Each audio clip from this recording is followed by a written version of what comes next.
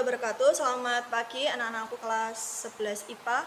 Hari ini kita akan belajar tentang konsep dasar lingkaran ya. Hari ini Briani coba jelaskan sedikit materi dari konsep dasar lingkaran ya. Nah, pengertian lingkaran itu adalah tempat kedudukan atau himpunan titik-titik yang berjarak sama terhadap suatu titik tertentu. Nah, suatu titik tertentu itu nanti kita sebut dengan pusat lingkaran. Nah, kalau saya punya ini ya, saya ilustrasikan lingkaran dengan pusat O. Berarti ini nanti kita di dalam konsep dasar lingkaran ini kita kenal beberapa istilah ya. Yang pertama ini pusat lingkaran, berarti untuk lingkaran ini pusatnya adalah O ya, titik O. Kemudian nanti kita kenal juga yang namanya diameter. Nah, diameter itu berarti suatu garis yang menghubungkan satu titik di dalam lingkaran dengan lingkaran yang titik yang lain di dalam lingkaran itu ya, dan melewati titik pusat. Nah, ini saya ilustrasikan ini ya, AB, berarti ini diameternya adalah AB ya. Kemudian jari-jari itu berarti kalau biasanya kita kenal itu jari-jari itu setengah diameter. Jadi setengah dari diameter ini adalah ini ya, OB atau OA ya. Berarti suatu titik di dalam lingkaran yang menghubungkan titik di dalam lingkaran dengan pusat ya. Jadi dari pusat ke suatu titik di dalam lingkaran tersebut. Nah, ini kita sebut dengan jari-jari. Ini berarti jari-jarinya adalah OA atau OB ya. Garis ya, ini masih garis.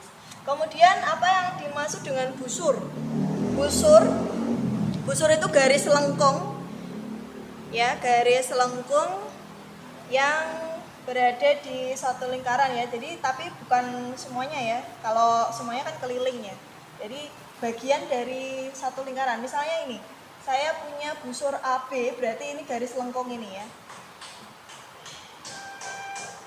Nah, ini ya.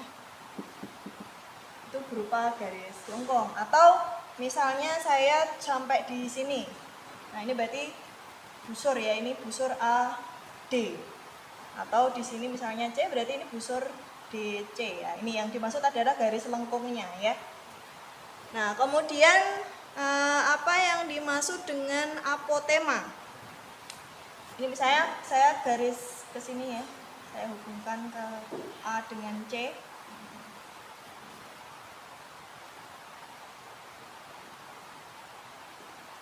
Ya. Ini saya punya busur AC. Itu kita sebut dengan garis lengkungnya itu tali busur ya, ini tali busur. Nah, apotema itu adalah ini ya, garis yang tegak lurus dengan garis AC ini. Nah, ini ya, berarti dari sini ke sini. Ini misalnya E, berarti OE ini adalah apotema ya. Kemudian nanti kita kenal juga yang dimaksud dengan daerah ya. Kalau tadi kan kita berupa garis ya, garis lengkung, jari-jari itu juga berupa garis, diameter juga garis. Kalau kita berupa daerah, ini misalnya saya arsir gini, daerah itu berarti luasan ya, luasan suatu daerah. Ini OBC ini kita sebut dengan juring ya, juring. Nah, termasuk ini juga untuk OAC. Nah, ini tapi kalau semuanya ini berarti kita sebut dengan juring. Tapi kalau juring kemudian dikurangi dengan segitiga ini, kita dapatkan daerah ini. Nah, ini kita sebut dengan tembereng ya. Jadi ini tembereng. Ini juring.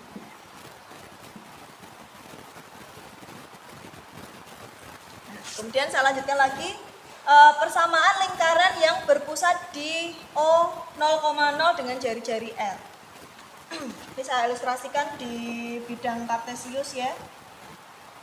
XY pusat lingkarannya di 0,0 atau di titik pusat sumbu dengan jari-jari R ya. R-nya ini kalau di dalam koordinat kartesius saya misalkan titik P dengan koordinat X, Y, berarti kita bisa hitung panjang jari-jarinya. Ini ya, ini kan bentuknya segitiga siku-siku ya. Nah, kita bisa pakai Pitagoras. Ini saya ilustrasikan gini. X, Y itu berarti sini ke sini X, tingginya adalah Y. Ini X, ini Y, ini R.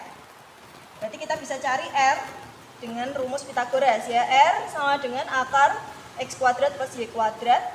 Kemudian berarti kalau akarnya mau kita hilangkan, ini berarti R kuadrat sama dengan X kuadrat plus Y kuadrat. Nah, yang namanya persamaan itu berarti kan memuat X, Y, dan R. Nah, ini kan kita udah punya nih ya, memuat X, Y, dan R.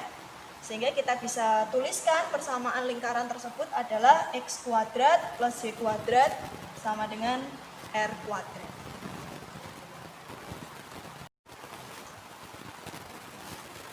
Ya, saya lanjutkan yang bagian yang kedua ya. Di bagian yang kedua itu ada cara menentukan jarak dua titik pada lingkaran ya. Kenapa kok kita harus cari jarak dua titik pada lingkaran? Kalau tadi sebelumnya kita nyari persamaan lingkaran dengan pusat 0 dan jari-jari R. Nah, kan kalau pusatnya 0 kan kita udah tahu koordinatnya adalah 0,0 ya.